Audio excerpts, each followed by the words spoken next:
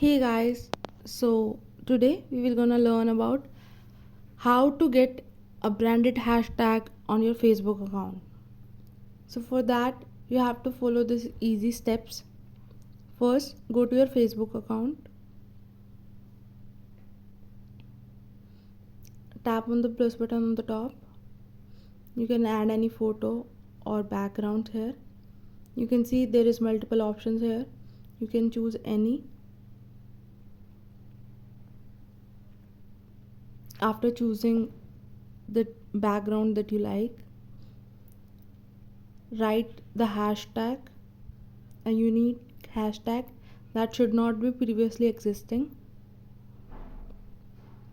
You can write anything.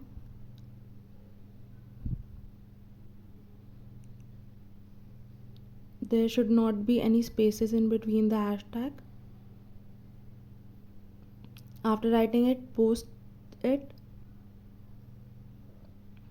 Now go to the search bar and write the hashtag.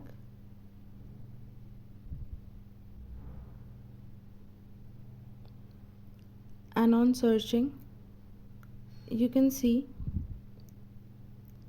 that you come to your post. So see, this is very interesting and hope you like it.